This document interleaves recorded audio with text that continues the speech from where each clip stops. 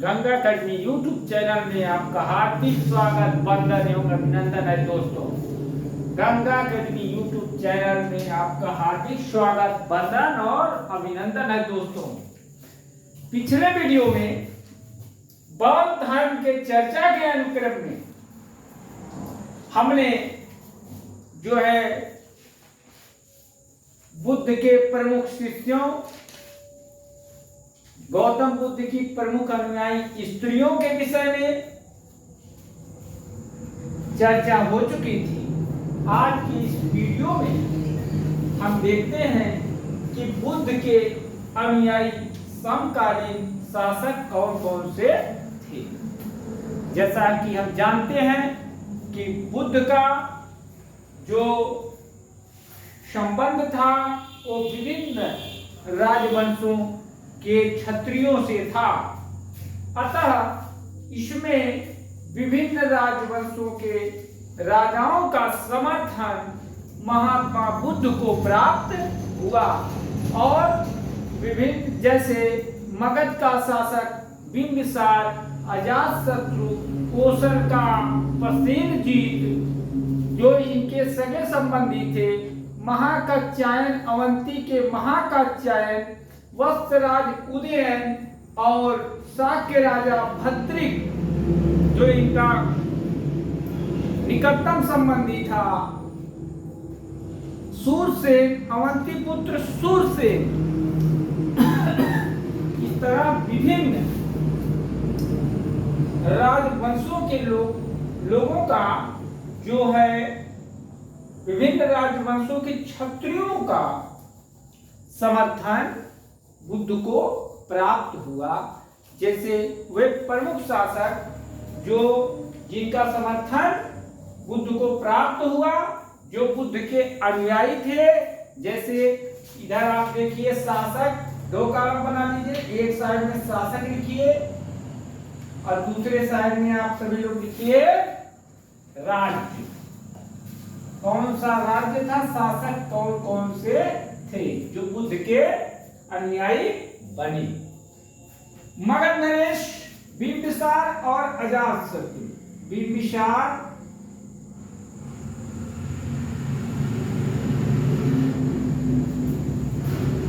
अजातशत्रु,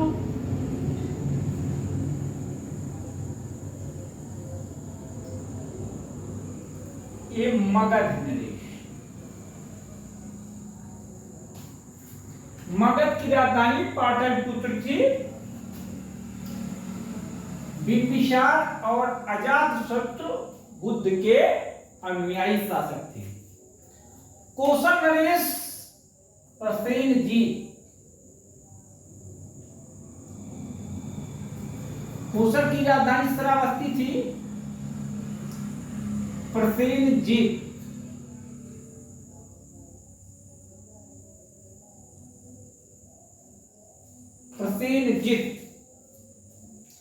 महाकात्यायन, अवंती का महाकात्यायन।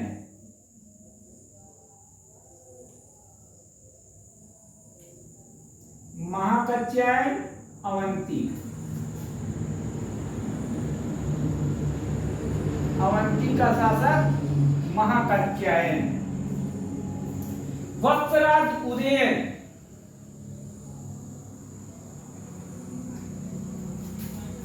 वत्स महाजनपद। वत्सराज उदयन। शाक्य राजा भद्रिक। भद्रिक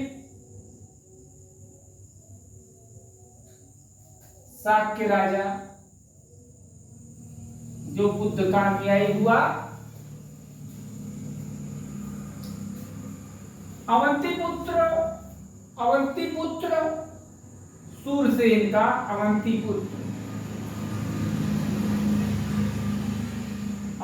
पुत्र सूरसेन। ये सभी शासक बुद्ध के अनुयायी थे, बुद्ध के शिष्य।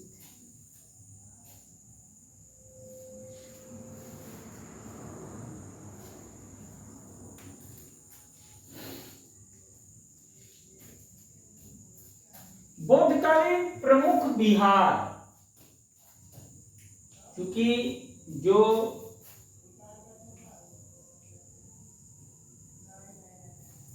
बुद्धकालीन प्रमुख विहार, कौन कौन से विहार थे बुद्ध के समय?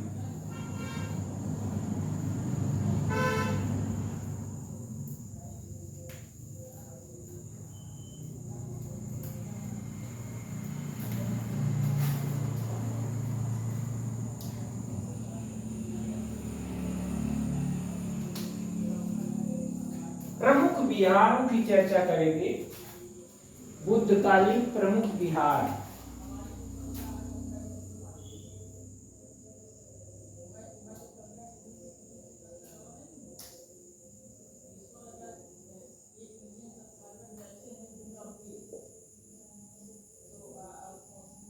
बुद्धकालीन प्रमुख विहार,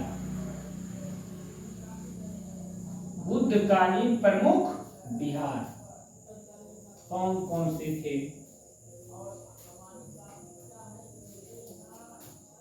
बेलवन विहार, बेलवन विहार, यह बेलवन विहार कहाँ था? राजगृह में था।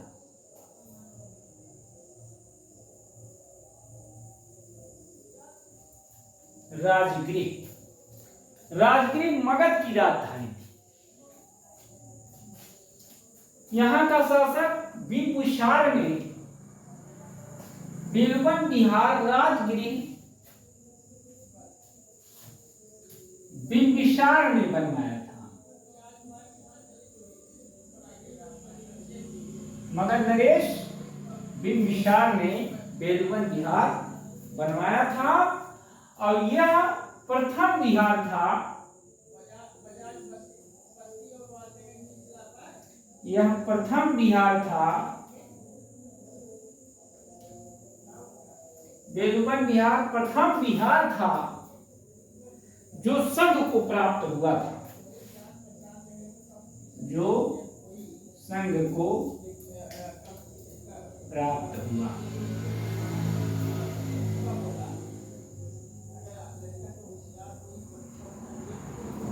बेलवन विहार को बनवा करके बिंबिसार ने महात्मा बुद्ध को, संघ को समर्पित कर दिया। तो बेलवन विहार वह प्रथम विहार था जो सर्वप्रथम संघ को प्राप्त हुआ।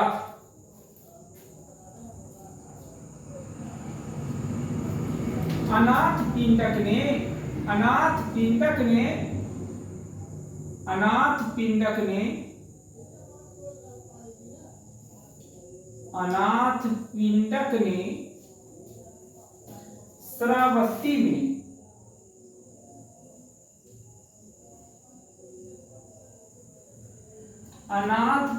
ने श्रावस्ती में जेतवन विहार बनवाया।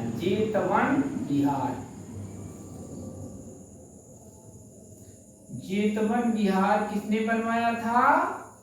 तो अनाथ पिंडक ने बनवाया था। कहां पे बनवाया था? श्रावस्ती में बनवाया था।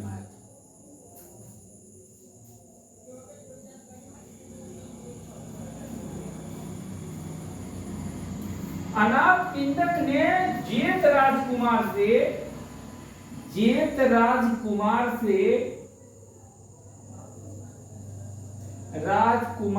से 18 करोड़ स्वर्ण मुद्राओं में 18 करोड़ स्वर्ण मुद्राओं में 18 करोड़ स्वर्ण मुद्राओं में इसको खरीदा था, जेतवन विहार को। अनाथ पिंडक ने जेत राजकुमार से 18 करोड़ स्वर्ण मुद्राओं में जेतवन विहार खरीदा था।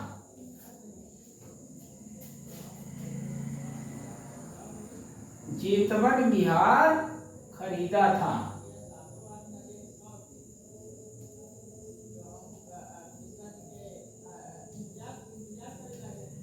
जेतवन बिहार को खरीदा था अनाथ पिंडक ने जेत राजकुमार से। इस दान का अंकन भरहुत स्तूप में इसका अंकन किया गया। इस दान का अंकन, इस दान के बारे में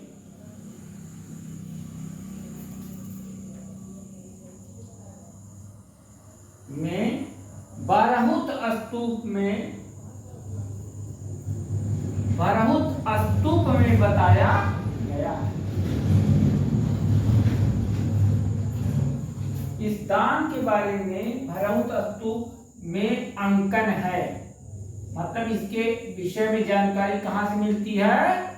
भरहुत स्तूप से मिलती है।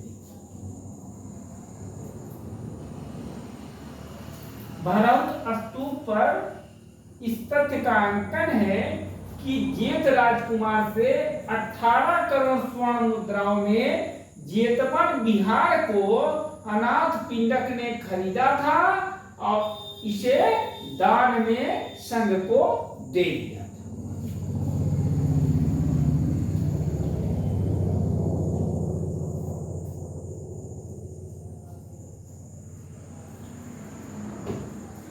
और जो प्रसेनजित था, कौशल नरेश प्रसेनजित, कौशल नरेश प्रसेनजित ने, नरेश प्रसेनजित ने, प्रसेनजित ने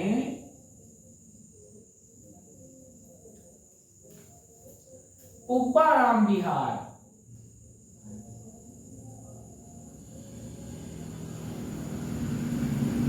पुब्बाराम बिहार श्रावस्ती में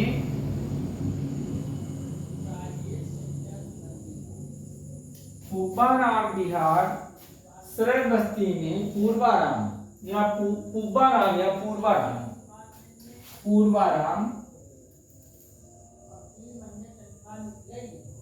पूर्वाराम बिहार श्रावस्ती में बनवाया था।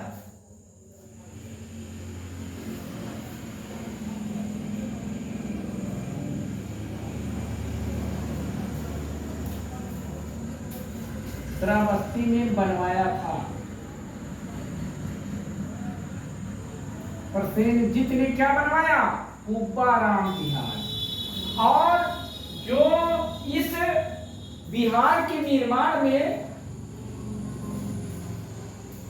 अंग के श्रेष्ठी की पुत्री, अंग महाजनपद के अंग के श्रेष्ठी की पुत्री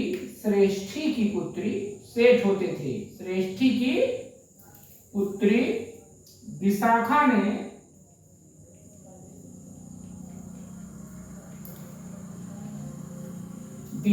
ने दान दिया था।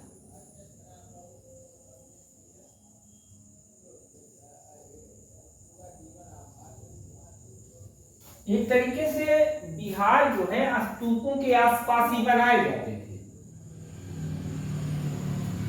यह श्रावक श्राविका श्रवण के निवास स्थल होते थे। जैसे वर्षा काल में लोग निवास करते थे वहां पर,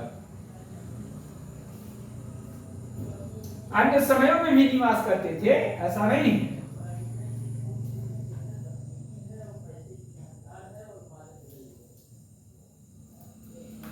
रत्नगिरी महाविहार,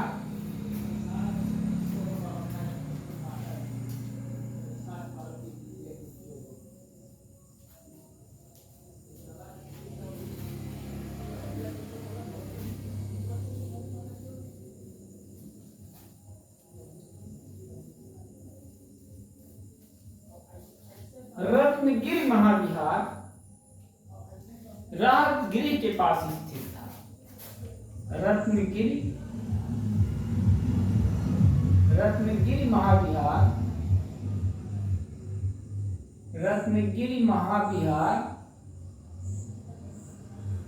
कहां पर स्थित था? रत्नगिरी महाविहार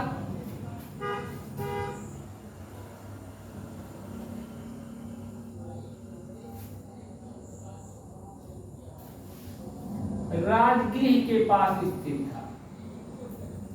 यह राजगृह के पास रत्नगिरी महाविहार भी स्थित था। ऐसे गृद्धकूट के नाम से इसे गृद्धकूट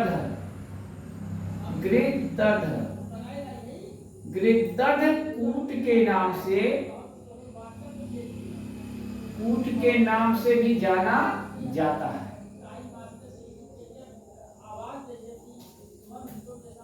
के नाम से भी जाना जाता है। इसका एक नाम गृद्धकूट भी है। ये गृद्धकूट के नाम से भी इसे जाना जाता है।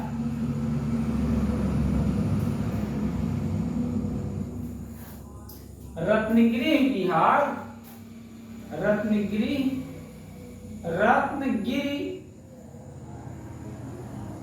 महाविहार बुद्ध का सर्वाधिक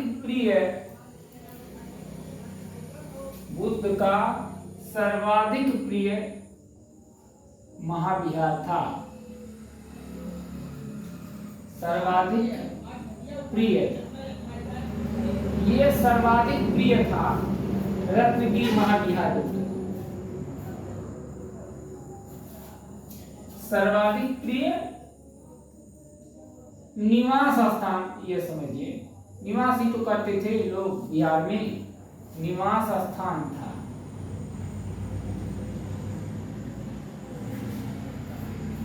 सर्वाधिक प्रिय निवास स्थान रत्नगिरी महाविहार था।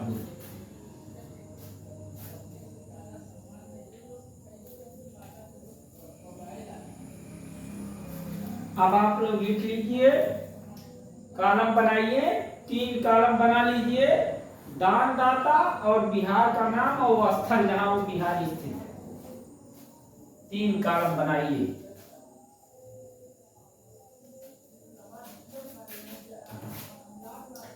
दानदाता,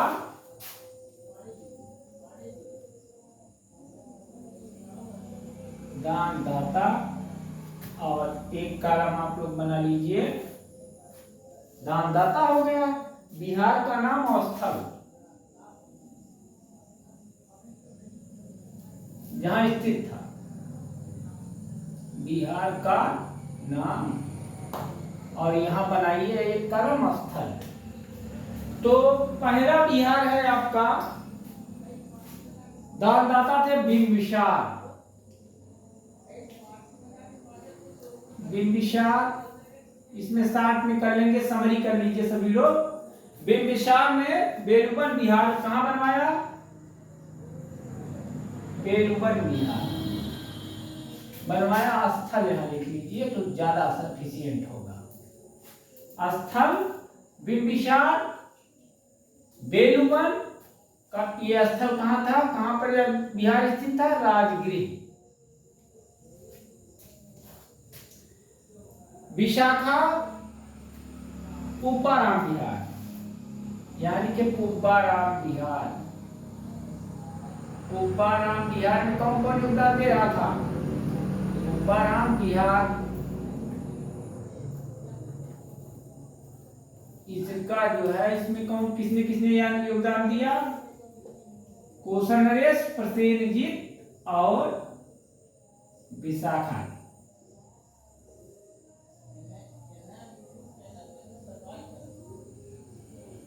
तो ये प्रसेनजीत, विशाखा, पुब्बाराम विहार बनवाया था। ये बिहार कहाँ स्थित था? श्रावस्ती।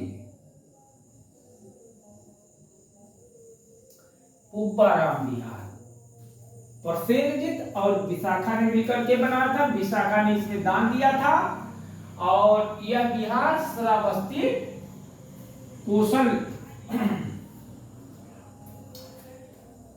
तो श्रावस्ती में था। जेतवन विहार, जेतवन विहार जित राजकुमार से जो खरीदा गया था, ये अनाथ पिंडक ने जो खरीदा था, समरी कर लीजिए सभी लोग। जेतवन विहार ये भी अनाथ पिंडक ने बनवाया था। अनाथ पिंडक का एक नाम सुदत्त भी था। अनाथ पिंडक सुदत्त।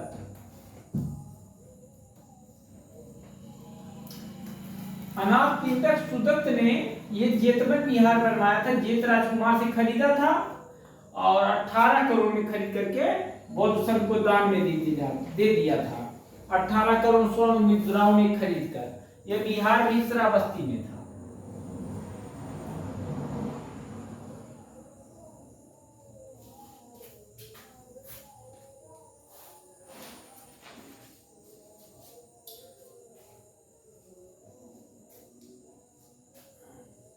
घोषिताराम विहार।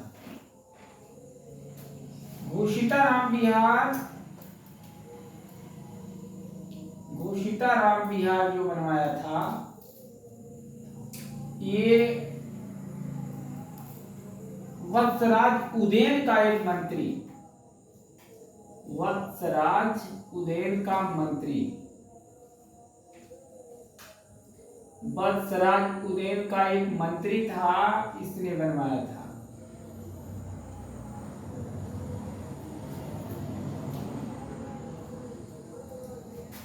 श्रेष्ठ घोषित, दानदाता श्रेष्ठ घोषित। श्रेष्ठी था, इसने घोषणा किया था, तो इसलिए इसको कहते हैं घोषिताराम विहार। वत्सराज उदयन का एक मंत्री था, उसने बनवाया। कौशाम्बी, कहां बनवाया था इसको? कौशाम्बी।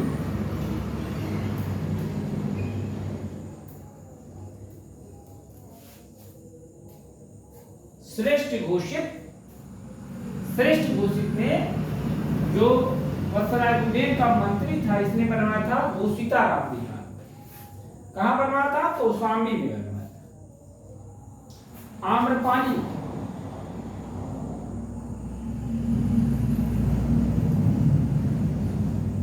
आम्रपाली एक गणिका थी।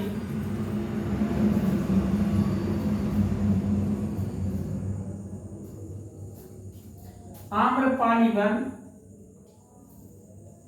आम्रपाली वन, कल चर्चा हुई थी आम्रपाली के बारे में थोड़ा सा पिछले क्लास में। आम्रपाली ने वैशाली की नगर वधु थी, वैशाली ने बनाया था। वैशाली की नगर वधु आम्रपाली ने आम्रपाली वन,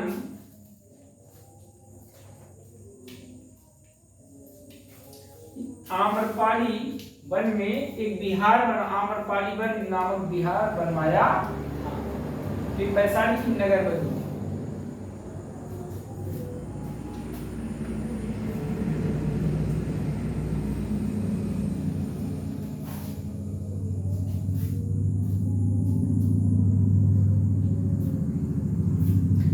जो मेन था, बुद्धकालीन प्रमुख जो विहार थे, प्रमुख रूप से इनकी चर्चा हो गई है। अब आप लोग बौद्ध संघ हेडिंग डालिए।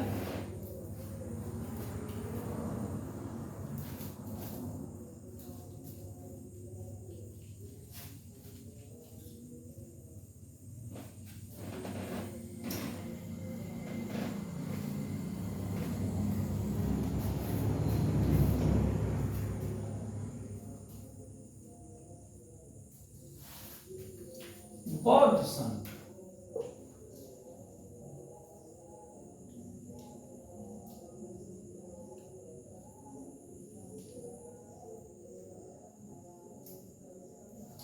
बौद्ध संघ में सर्वाधिक संख्या ब्राह्मणों की थी। बौद्ध संघ में सर्वाधिक संख्या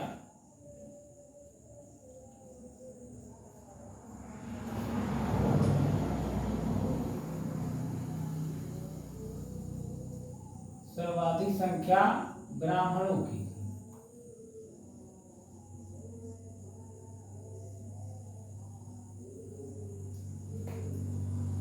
बौद्ध संघ में सर्वाधिक संख्या किसकी थी? ब्राह्मणों की। बौद्ध संघ की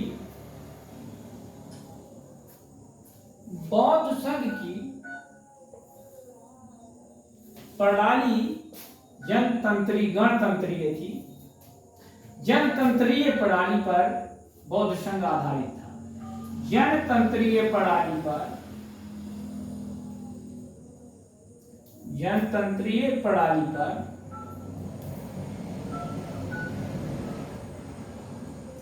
बौद्ध संघ जनतंत्रीय प्रणाली पर बौद्ध संघ आधारित था।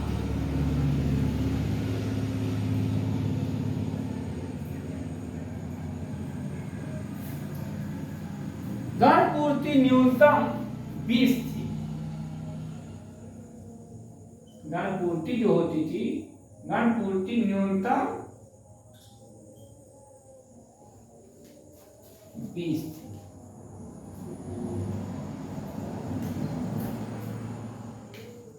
गणपूर्ति न्यूनतम 20 की होती थी।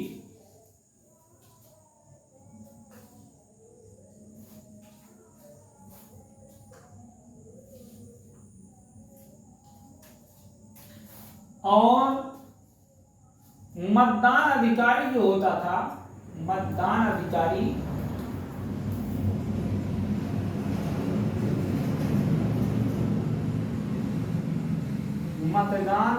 मतदान अधिकारी होता था संघ का, उसको सलाका ग्राहक कहा जाता था। सलाका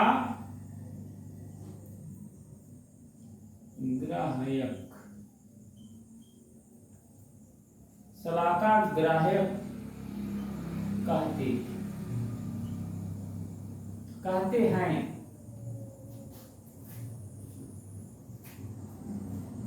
वह सलाका ग्राहक कहलाता है। कहते थे, यहाँ ये आप देखिए, ये उसको सलाका ग्राहक कहा जाता था, जो मतदान अधिकारी होता था। पहली बात, बौद्ध संघ में सर्वाधिक संख्या में कौन थे? ब्राह्मण थे। इसकी बौद्ध संघ किस प्रणाली पर आधारित था? जनतंत्रीय प्रणाली पर आधारित था। गणपूर्ति न्यूनतम 20 की थी। मतदान अधिकारी को सलाका ग्राहक कहा जाता था।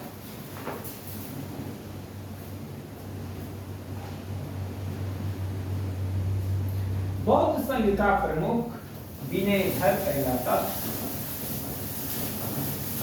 बौद्ध संघ के प्रमुख को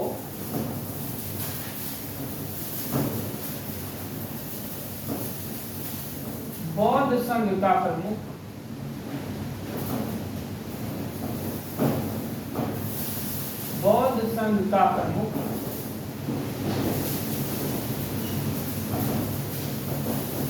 विनयधर कहलाता था।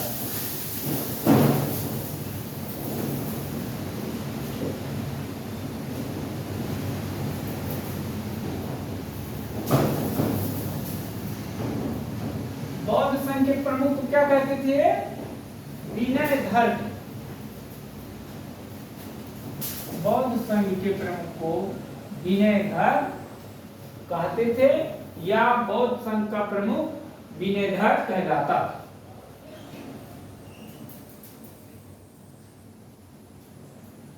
ये पूछा जाता है किसी एग्जाम में क्वेश्चंस, बौद्ध धर्म के प्रमुख क्या कहलाता था? बौद्ध निम्नवत में से बौद्ध संघ के प्रमुख को कहते हैं विनयधर, गणधर, सलाका सहायक। तो क्या होगा? बौद्ध संघ का प्रमुख क्या कहलाता है? विनयधर।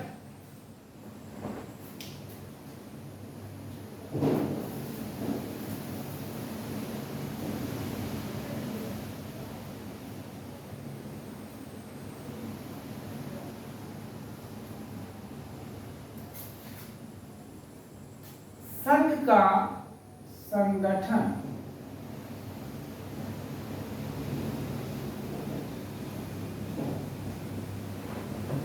वैशाली राज्य के आदर्श पर हुआ था। वैशाली राज्य के आदर्श पर हुआ। वैशाली राज्य के आदर्श पर संघ का संगठन किया गया।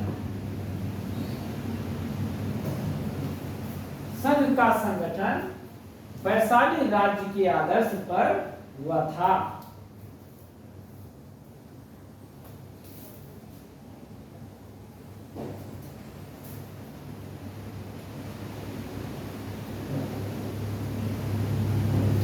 प्रत्यक्ष मतदान विवर्तक कहलाता। प्रत्यक्ष मतदान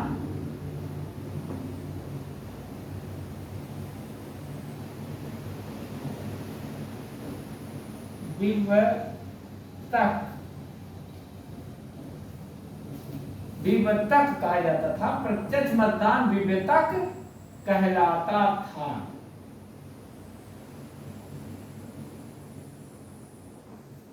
प्रत्यक्ष मतदान विवर्तक कहलाता था।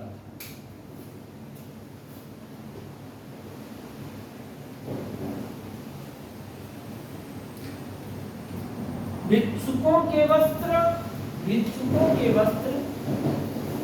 को क्या कहते थे? भिक्षुकों के वस्त्र चीवर कहलाता था। चीवर।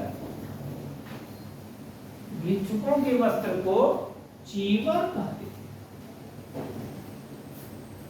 भिक्षुणियों के वस्त्र को उदक साठ कहते थे।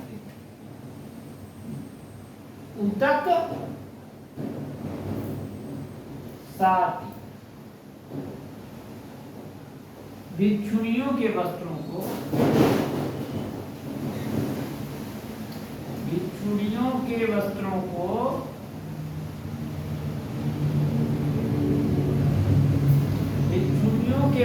को उदक साठ कहते थे।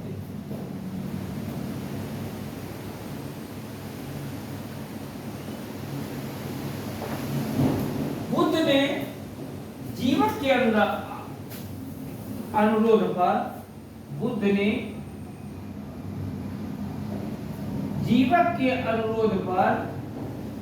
बुद्ध ने ये वस्त्र लागू किए थे।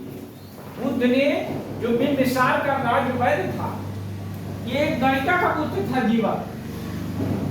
बिंबिसार का राजवैद्य जो जीवक था वो एक गणिका का पुत्र था।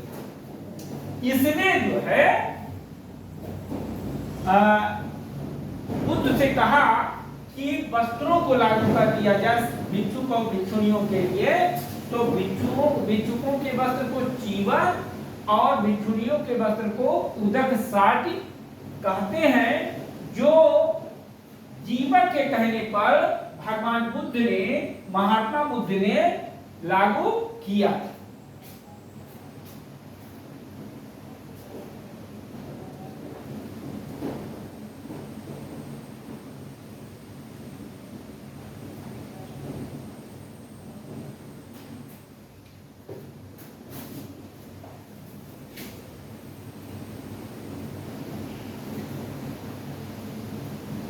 महात्मा बुद्ध ने अपने प्रिय शिष्य आनंद के कहने पर स्त्रियों को भी संघ में प्रवेश दिया। किंतु बुद्ध ने यह भी कहा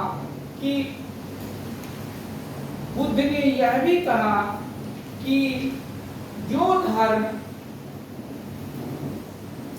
कहा कि जहां यह धर्म 500 वर्षों तक में इसका पतन होता, 1000 वर्षों, हजारों वर्षों में इसका पतन होता, वहीं अब इस धर्म का जो पतन है 500 वर्ष में ही संघ का पतन हो जाएगा। संघ में प्रवेश जो है आनंद के कहने पर बुद्ध ने भिक्षु स्त्रियों को दिया था। वैशाली में आनंद के कहने पर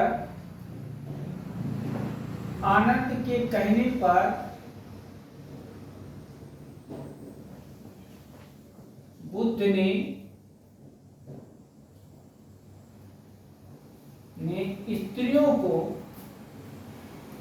स्त्रियों को संघ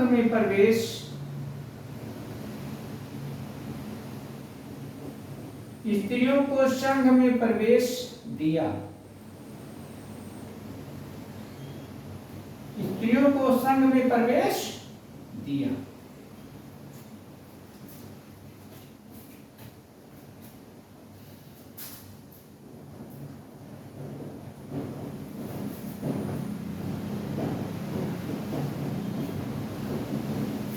वैशाली में भिक्षुणी संघ की स्थापना की गई। वैशाली में भिक्षुणी संघ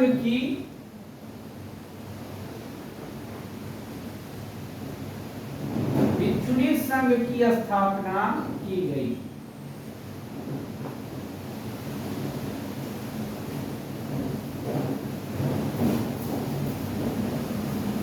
वैशाली में भिक्षुणी संघ की स्थापना की गई।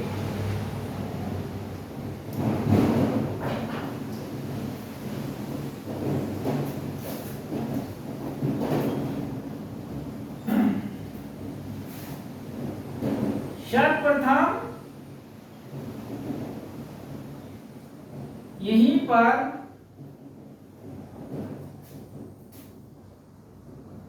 महिलाओं का प्रवेश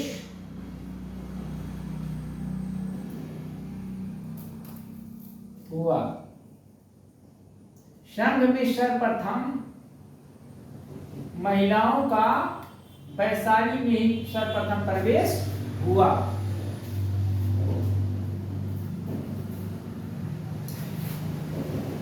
और संघ में प्रवेश पाने वाली पहली महिला बुद्ध की मौसी सौतेली मां। संघ में प्रवेश पाने वाली पहली महिला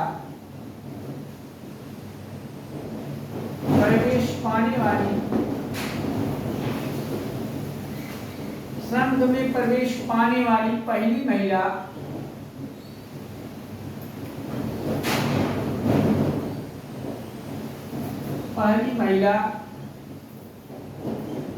प्रजापति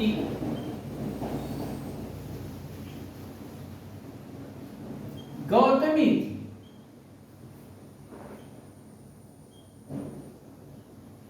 जैसा कि हम जानते हैं कि प्रजापति गौतमी बुद्ध की सौतेली मां थी।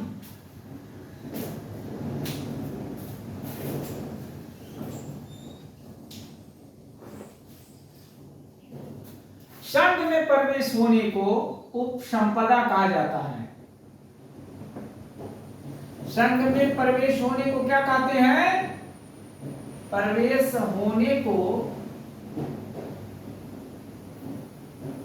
उपसंपदा कहते हैं। क्या कहते हैं? उपसंपदा कहते हैं। संघ में प्रवेश होने को क्या कहते हैं? उपसंपदा कहते हैं।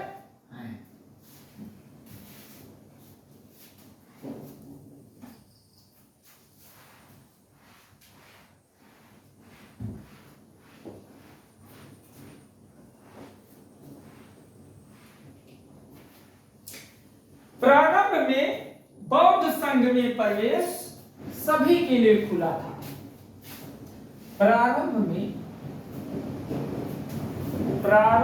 बौद्ध संघ में प्रवेश सभी के लिए खुला था।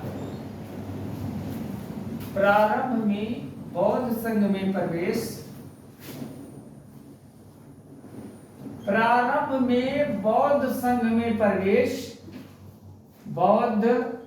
में प्रवेश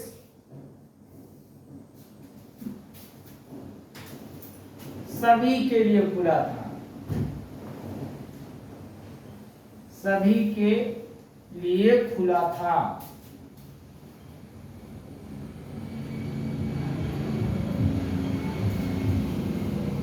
सभी के लिए खुला था, लेकिन कालांतर में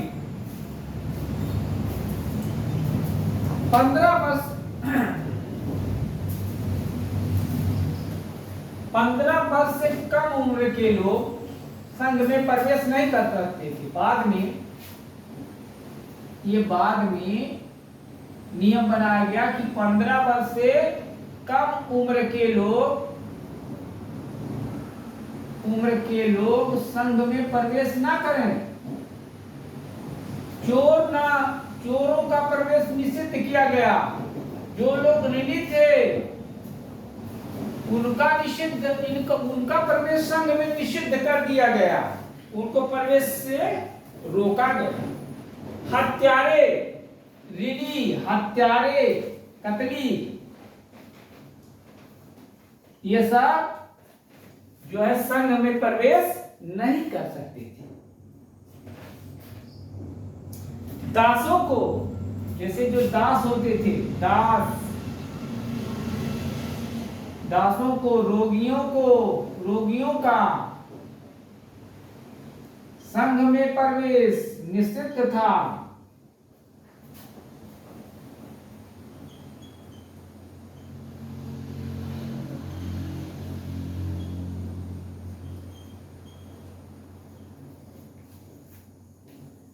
प्रारंभ में बौद्ध संघ में सभी को प्रवेश, बौद्ध संघ सभी के प्रवेश के लिए खुला था। लेकिन बाद में 15 वर्ष से कम उम्र के लोगों का प्रवेश, चोरों का, ऋणी का, हत्यारे का, दास का, रोगियों का संघ में प्रवेश निषिद्ध कर दिया गया। संघ में प्रवेश रोक दिया गया।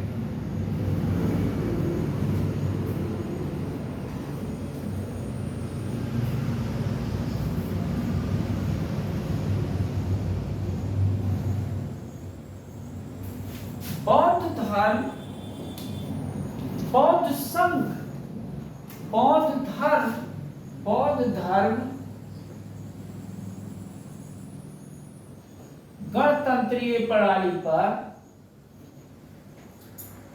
गणतंत्रीय प्रणाली पर आधारित था।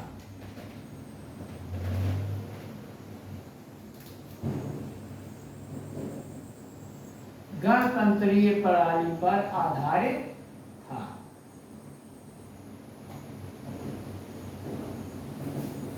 बौद्ध धर्म गणतंत्रीय प्रणाली पर आधारित था।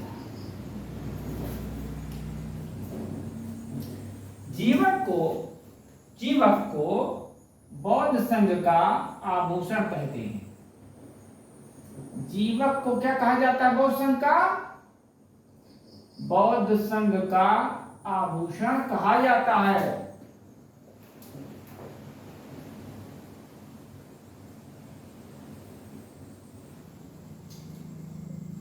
जीवक को बौद्ध संघ का आभूषण कहा जाता है। जीवक बौद्ध संघ का आभूषण कहलाता है।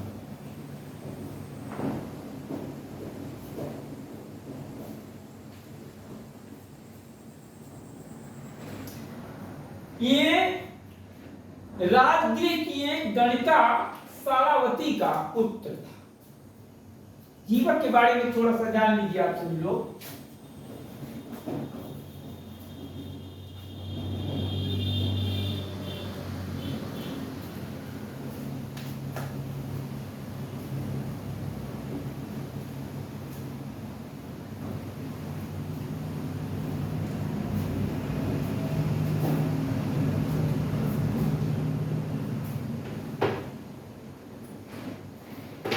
राजगिरी की गणिका सलावती का पुत्र जीवक जो था, राजगृह की गणिका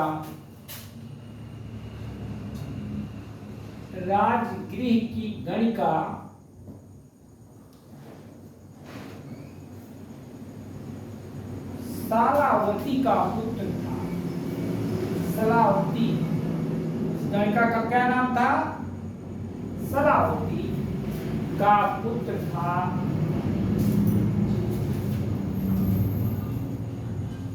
जो बिंबिसार का राज्य वैद्य था।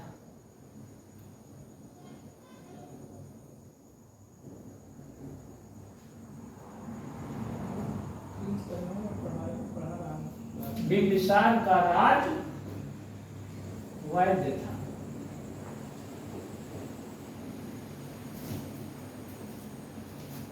इसी ने जो है जीवक ने ही जो है बुद्ध के उदर विकार का इलाज किया था।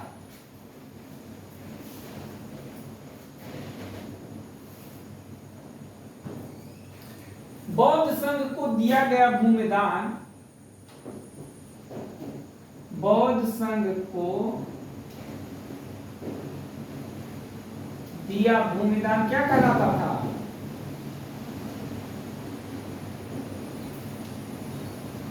दिया भूमिदान आराम कहलाता था। आराम, जो बौद्ध संघ को भूमिदान में दिया जाता था उसको आराम कहा जाता था।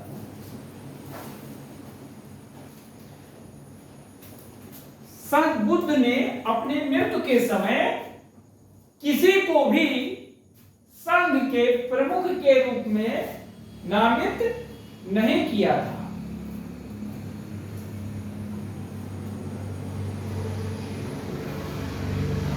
और बौद्ध संघ का जो सबसे बड़ा दंड है वह ब्रह्म दंड है, जिसे बुद्ध ने अपने सारथी छांदक को दिया था। इसी के साथ आज का हमारा यह सेशन समाप्त होता है बच्चों, लगभग समापन की ओर है।